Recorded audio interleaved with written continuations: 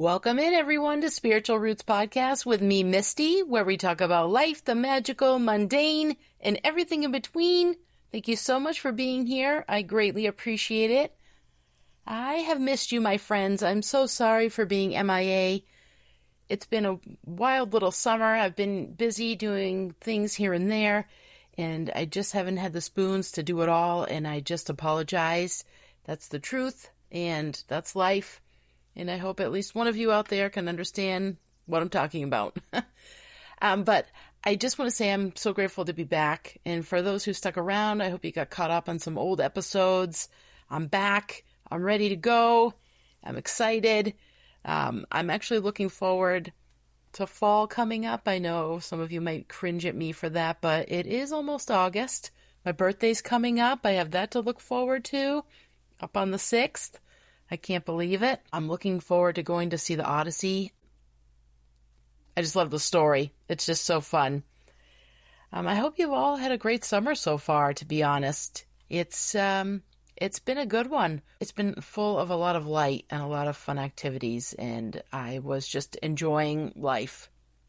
I absolutely love doing this, though. I love the podcast. It's one of my little babies.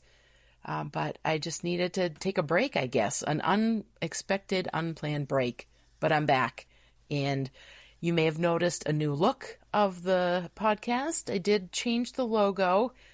The original logo had a lot of intention in it, honestly, but it was always meant to be temporary. It was just something very quick. And I designed this one with intention still, but I actually created this and put a lot of thought and work into it. As simple and primitive as it may look, there is a lot of meaning behind it, and I'm just so happy with it, and I hope that you all enjoy it as well. So let's get into today's topic. It's going to be all about the Mitchell Hedges Crystal Skull, and I'm really excited to talk about this one, because if you've ever seen like Ancient Aliens, I think it was like season 1, episode 2 or something. It was early on in the show. They did a whole episode on the crystal skulls, plural, but they did talk about the Mitchell Hedges, which I think really kicked off the crystal skull craze. But it's just a magnificent piece of quartz. It's just, you can't stop looking at it. And if you hear the birds in the background, my window's open because it's beautiful out today. So please enjoy their song while I speak with you, my friends. The Mitchell Hedges Crystal Skull is one of those rare artifacts, whether you view it as an archaeological mystery, a masterpiece of craftsmanship, or a powerful spiritual symbol. It has captivated people for nearly a century. We will discuss the history of this intriguing object. It's so beautiful. We'll travel into the jungles of Belize, explore the life of the adventurous explorer who claimed to own it, separate fact from folklore, and discover why crystal skulls as a whole continue to hold such a powerful place in modern spiritual traditions.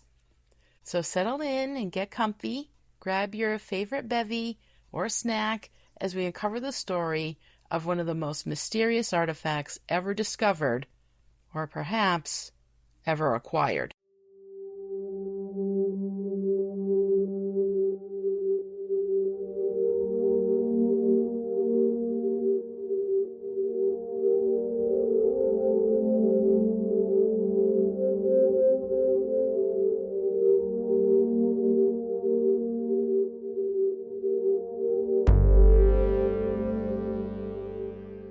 Well before the Mitchell Hedges Crystal Skull entered the public eye, skulls have carried profound meaning across many cultures. They were never simply reminders of death. In many cultures, they represented wisdom, ancestry, transformation, and the eternal cycle of life. Among the ancient Maya, skull imagery appeared in their temples, their carvings, their pottery, and sacred artwork. The Maya didn't view death as an ending, but as a part of a continuous cycle of renewal. Ancestors remained connected to the living, and the underworld, known as Xibalba, was a place of trials, transformations, and spiritual passage. Elsewhere in Mesoamerica, skull racks called Zimpuntali displayed the skulls of sacrificial victims. While these can seem unsettling today, they symbolize power, rebirth, and the close relationship between life and death. This long history of skull symbolism helps explain why a life-size skull carved from flawless crystal feels so mesmerizing. It seems to embody both mortality and immortality at the same time. To understand the skull, we first have to understand the man whose name became forever attached to it. Frederick Albert Mitchell Hedges was born in England on October 22nd, 1882, and built a reputation as an explorer, an adventurer, a prolific storyteller. During the early 20th century, the public was fascinated with tales of lost cities, hidden temples, and forgotten civilizations.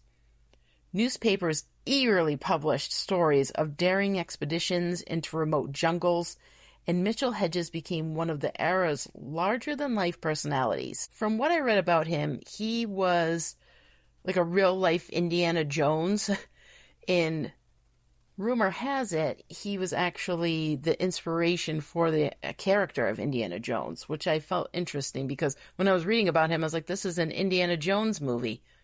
Well, that wasn't just coincidence.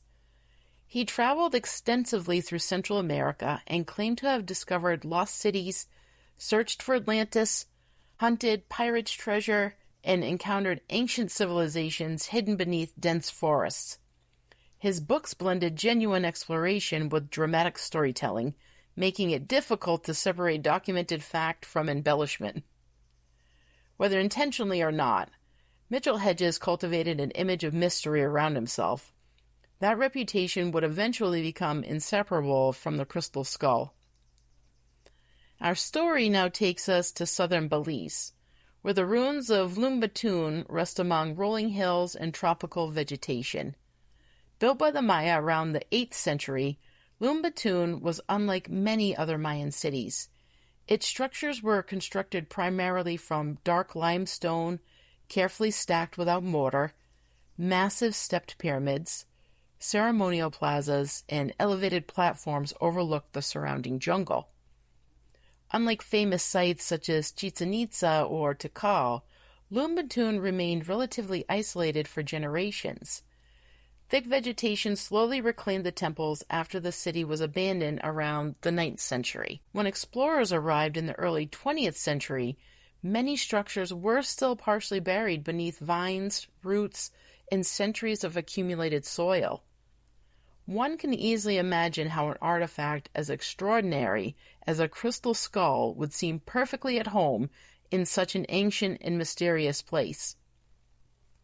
According to the story that has been told for decades, Mitchell Hedges brought his adopted daughter Anna to Lumbatoon during an excavation in 1924. On her 17th birthday, Anna claimed she noticed something sparkling beneath the stones of a collapsed temple altar. Workers carefully removed layers of debris. Bit by bit, a crystal object emerged. It was a life-size human skull carved entirely from clear quartz. Months later, according to Anna, the detachable lower jaw discovered nearby fitting the skull perfectly.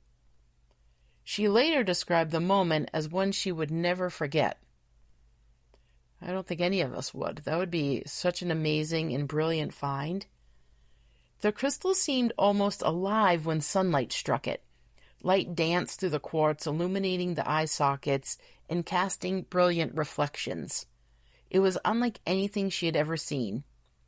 This discovery became one of archaeology's most famous or infamous stories. There was only one problem to this story. No photographs from the excavation show the skull. No excavation records mention it, nor any archaeologists working at the site documented such an astonishing find. For nearly 20 years, the skull seemed to vanish from public attention. Then researchers uncovered documents showing that Mitchell Hedges had purchased a crystal skull at a London auction in 1943. So I, too, like you, may be thinking, how did 1924, 1943, how does this connect? I still can't really make it out. I've tried to kind of get clarity on this, But if I'm to understand this correctly, I think they've made the announcement that this was found and obviously never produced any proof of this in this time frame. And then Mitchell Hedges acquired a skull, and then that's when it started to become public, if I'm grasping this correctly, because that's what I'm getting from what I've read. Since then, many historians have concluded that the famous discovery story is almost certainly legendary rather than historical. And yet the mystery didn't disappear. Instead, it transformed. If it wasn't unearthed in Belize, then who made it and why? Regardless of its origin, the Mitchell Hedges Crystal Skull remains an astonishing work of craftsmanship. Carved from a single piece of exceptionally clear quartz, it weighs approximately 11 pounds and is nearly the size of an adult human skull. What makes it remarkable isn't simply its appearance, though. It's its engineering. The detachable jaw fits with astonishing precision. The crystal's natural optical properties cause light entering from below to illuminate the eye sockets and glow throughout the skull. Viewed by candlelight, it appears almost animated. Some observers describe the illusion as eerie and others think it's beautiful. I would love to witness this. Quartz is an extremely hard mineral. Shaping it requires incredible patience and precision. Even with modern tools, producing such symmetry is an impressive achievement. As the skull gained worldwide attention, legends began to multiply. One of the earliest nicknames given to it was the Skull of Doom. Stories claimed Maya high priests used it during sacred ceremonies, and some people believe priests could focus their thoughts through the crystal to receive messages from the gods. Others claim the skull could heal illness, reveal hidden truths, or channel spiritual wisdom. More dramatic tales suggest that anyone who misused the skull risked terrible misfortunes. No historical evidence supports these stories as authentic Mayan traditions, but they became deeply woven into 20th century folklore. Like many legends, they reveal more about humanity's fascination with mystery than about the artifact itself. Over the decades, visitors who spent time near the skull reported unusual experiences. Some claim they heard whispers, others sensed fragrances that had no obvious source. A few even reported dreams filled with ancient temples, unfamiliar symbols, or large forgotten civilizations after viewing the skull. Some believed they experienced heightened intuition, while others simply described an overwhelming feeling that they were standing before something profoundly ancient. These accounts are personal experiences rather than scientifically verified, of course, but they have become part of the skull's enduring lore. And no discussion of the crystal skulls would be complete without mentioning perhaps their most famous legend. According to modern folklore, 13 ancient crystal skulls were created thousands of years ago. Remember I mentioned skulls, plural? That's because there's more to this story. Some versions say they came from Atlantis, and others claim they were gifts from star beings. Still, some people believe they were crafted by an advanced civilization that existed before recorded history. Each skull supposedly contains a portion of humanity's collective knowledge, and these include wisdom, healing, compassion, memory, sacred geometry, communication, balance, creation, transformation, love, intuition, consciousness, and unity. Only when all 13 are reunited, the story says, will humanity receive the complete message. Like we will be awakened when all 13 of these are together as a human collective. Although this story became enormously popular during the New Age movement of the late 20th century, there is no evidence that it appears in ancient Maya writings or oral traditions. Today, however, crystal skulls themselves have found a home in many spiritual practices. Rather than viewing them as magical objects with supernatural powers, many practitioners see them as symbols. A crystal skull may represent ancient wisdom, the ancestors, self-knowledge, transformation, clear thinking, spiritual awakening, the balance between intellect and intuition. It's also said crystal skulls encourage contemplation. Looking into the polished crystal face invites us to reflect on our own lives, reminding us that wisdom often comes from honestly examining ourselves. Some magical correspondences associated with crystal skulls. For those who enjoy incorporating symbolic correspondences into their practice, clear quartz is traditionally associated with amplification, clarity, and spiritual awareness. Perhaps what makes the Mitchell Hedges Crystal Skull so compelling isn't whether every story about it is true. It's that it invites us to ask questions, and this is what I love about legends and lore. Can an object become sacred because of the story we tell about it? Can mystery itself have value? History lays out the evidence, and folklore gives us the meaning. And sometimes the most fascinating objects exist between the two, right? A century since the crystal skull first captured the world's imagination, people still travel to see it. They write books about it. They debate its origins and wonder whether there is something about it that science alone cannot fully explain. Whether you approach it as an archaeologist, a historian, a spiritual seeker, or simply someone who just loves a good mystery, the Mitchell Hedges Crystal Skull continues to remind us that our world still holds stories capable of stirring our imagination.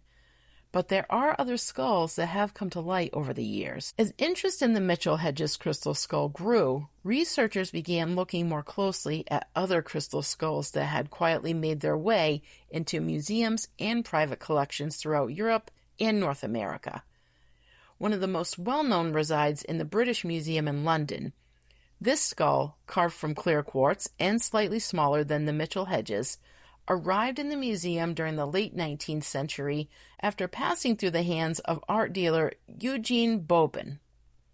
Bobin specialized in Mesoamerica artifacts during a time when European collectors were eager to own pieces from ancient civilizations. While he sold many authentic objects, some of the artifacts connected to him later came under scrutiny, including crystal skulls. Across the Atlantic, the Smithsonian Institute also acquired a crystal skull. Unlike the Mitchell Hedges skull, the Smithsonian skull arrived anonymously by the mail in 1992. Along with it, a letter claiming it had once belonged to a famous collector. Scientists immediately became curious, not because they believed it was supernatural, but because they wanted to understand how it had been made. Isn't that what we all wonder? How are these things made? And I'm going to butcher this. I've looked it up. I'm sorry. The Musée du Quai Branly in Paris also houses a crystal skull that has long believed to be of ancient Aztec origin. Like the others, it inspired decades of fascination before modern scientific analysis challenged its supposed antiquity. Although each skull has its own unique feature, they all share one thing in common. They inspire wonder. By the early 2000s, advancement in microscopy gave researchers a way to examine crystal surfaces in incredible detail. Scientists from the British Museum and the Smithsonian carefully inspected several crystal skulls under powerful electron microscopes. What they discovered surprised many people. Tiny marks in the quartz matched those made by high-speed rotary tools coated with diamond abrasives. These are tools that became common during the 19th century and were not known to have existed in ancient Mesoamerica. The researchers also found polishing techniques consistent with European lapidary workshops, particularly those in Germany, where skilled craftsmen had been carving quartz for centuries.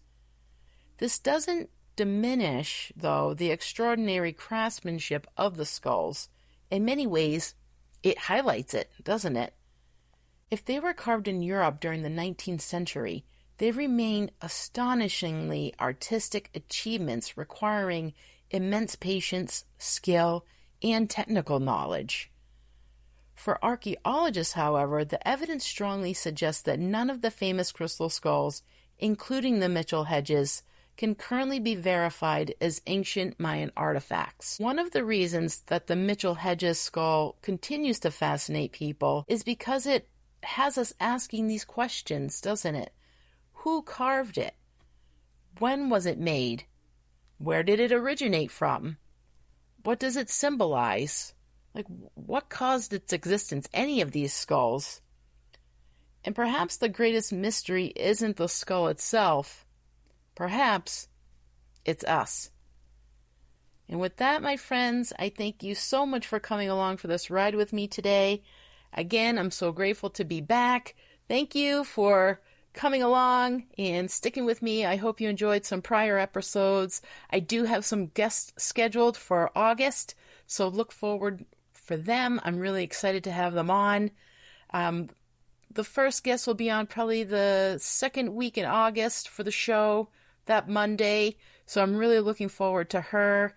I got to see her. She's a medium, and I did go to one of her galleries, and it was amazing. And I really look forward to having her on. So thanks again, my friends. I hope you have a great rest of your week, and take care. Thanks for coming along for the ride, travelers. If you're enjoying the show, please share, like, or leave a review wherever you listen to your podcast. You can find me on Facebook and Instagram. If you have ideas for the show or would like to say hello, you can email me at spritualroutespodcast@gmail.com. Please keep sharing the show so we can keep finding our spiritual roots together.